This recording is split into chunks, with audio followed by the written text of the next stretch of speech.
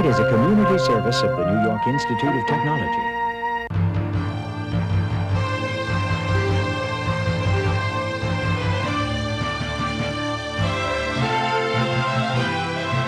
Covering the news of Nassau and Suffolk Counties, Long Island News Tonight with Ken Eckhart, Carol Peck, and the award-winning LI News team.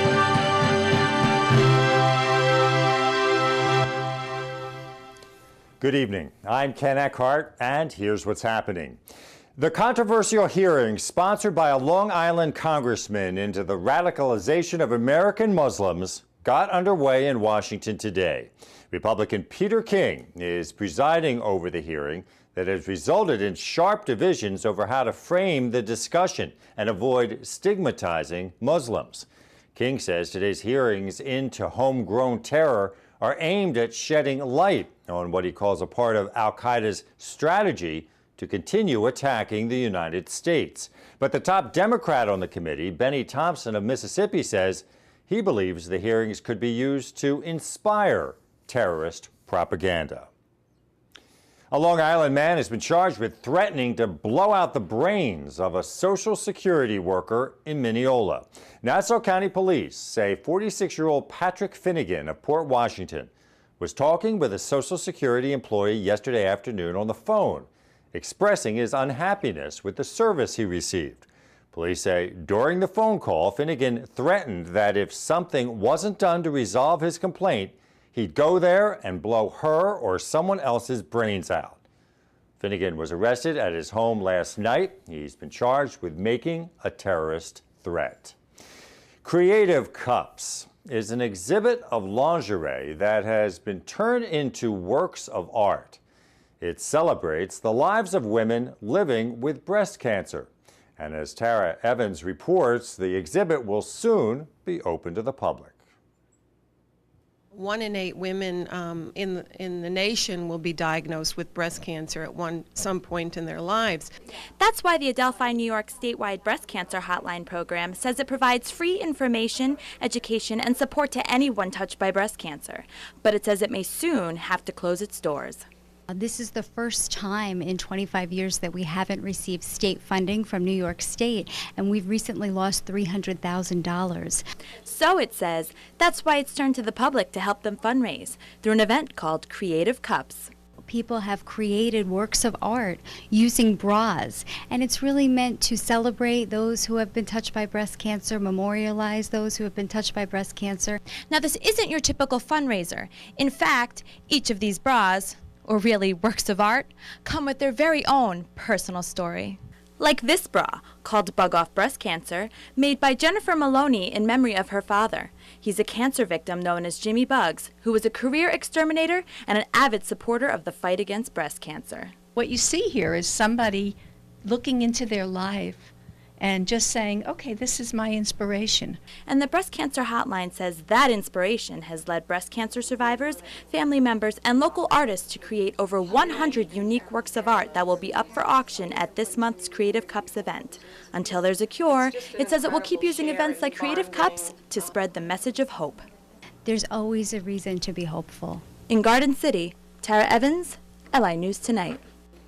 A Long Island Railroad commuter wants the Long Island Railroad to reimburse him for the days he couldn't use his monthly pass because the trains were canceled due to the weather.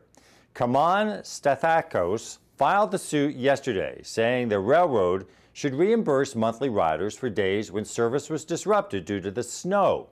He says he couldn't use his $334 monthly ticket from Stony Brook to Penn Station for 4 days between late December to early February because severe weather resulted in no or limited service.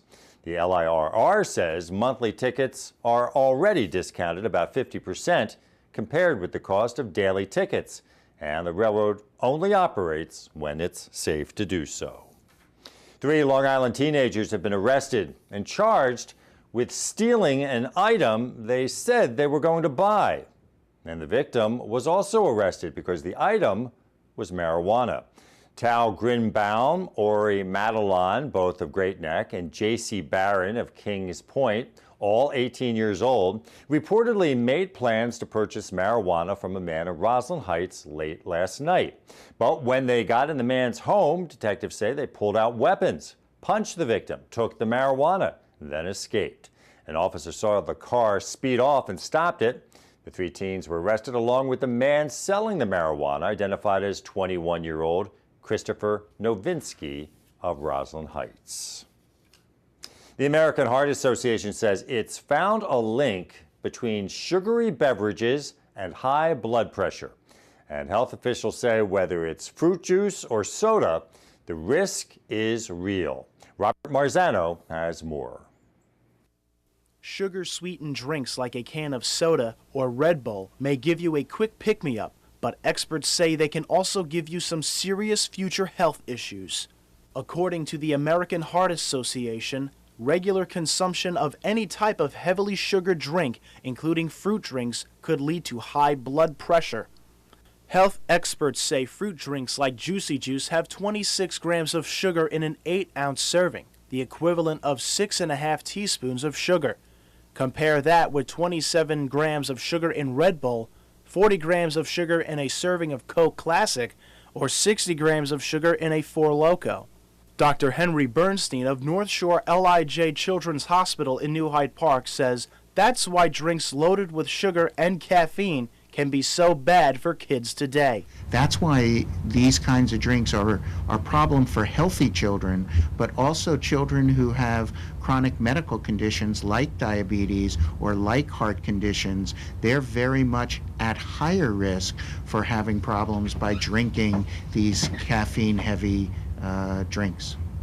These students at New York Institute of Technology in Old Westbury have mixed feelings on how to handle the health issues associated with drinks like these.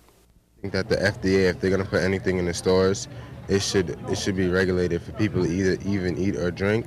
It should be regulated and make sure that it's safe for the people around us. I believe in individual choices, so if they want to choose soda, they should do it. That's why I don't believe in really heavy regulation about things. No matter what, it's still individual choice. I think that's a big deal for a lot of people in the U.S. because I know a lot of people are addicted to those energy drinks. I have a lot of friends that they live off those energy drinks, and I'm going to be sure to tell them that down the road it's definitely going to be a health risk for them. In New Hyde Park, Robert Marzano, LI News Tonight. Well, stocks took another fall today. The Dow was down 228 1/3 points. NASDAQ finished down 50 3/4 points. And the S&P was down almost 25 points. NYIT's LI News Tonight continues after this.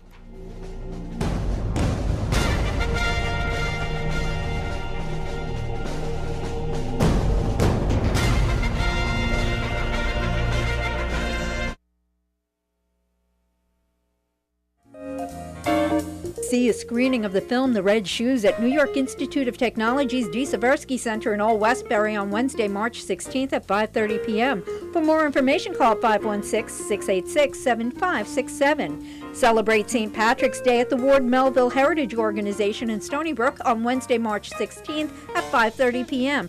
For more information, call 631-689-5888. Spend a day at the beach planting seagrass to help stabilize the dunes at Tobay Beach in Massapequa on Saturday, March 19th at 10 a.m. For more information, call 516-677-5748 or learn how to use Google Earth to research your family history at Brentwood Public Library on Saturday, March 19th at 10 a.m. For more information, call 631-273-7883. If you have an event you'd like included on the LI News Tonight community calendar, send it to linewstonight@nyit.edu. Press play to start your future. Learn the industry. Use the technology.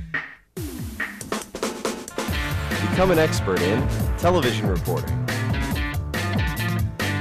journalism, radio, digital film,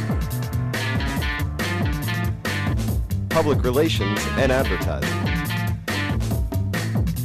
television production, digital graphics, a beautiful state-of-the-art campus, a road to the job you've always wanted. in the media capital of the world. Communication Arts at NYIT. When can you start? Some world headlines today. The U.S. is steering away from unilateral military action against Muammar Gaddafi's regime, warning that a go-it-alone approach could have devastating consequences. Secretary of State Hillary Rodham Clinton says international authorization is critical for any U.S. military pressure on Gaddafi to leave power. U.S. Defense Secretary Robert Gates says the NATO alliance will pursue planning for a possible no-fly zone over Libya, but is not ready to act on that or any other military action against the North African nation.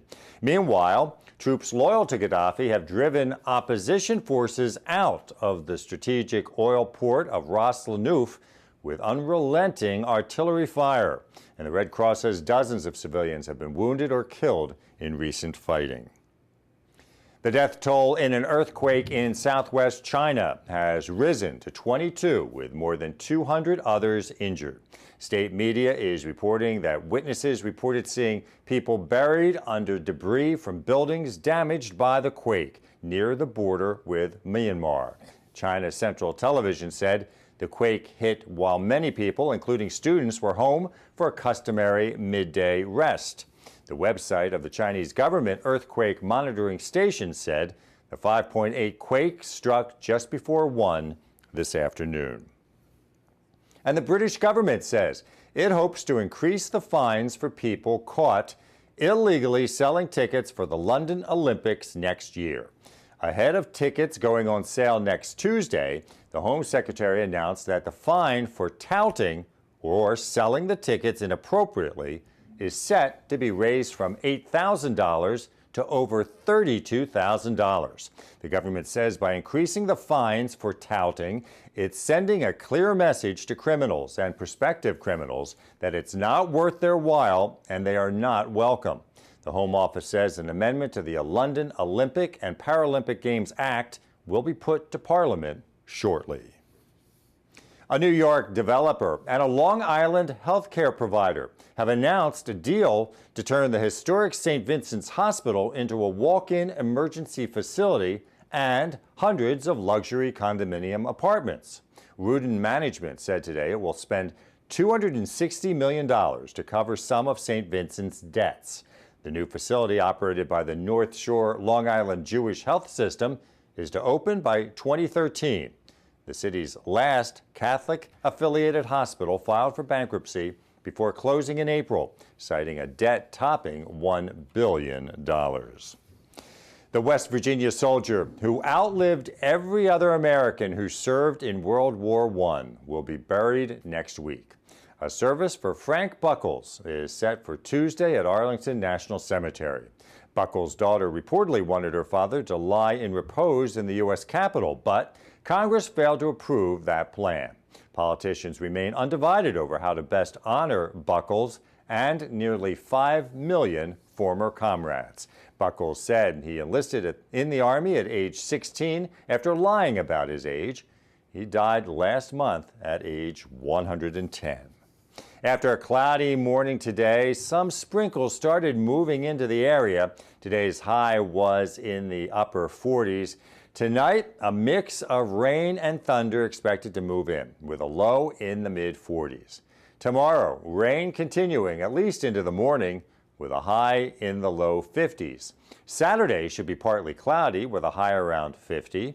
Sunday, partly cloudy, a high up around 50 degrees. And the outlook for Monday, partly cloudy, with a high in the upper 40s. And that's it for NYIT's LI News Tonight. I'm Ken Eckhart. Thank you for watching. We'll see you again next time. Have a good night.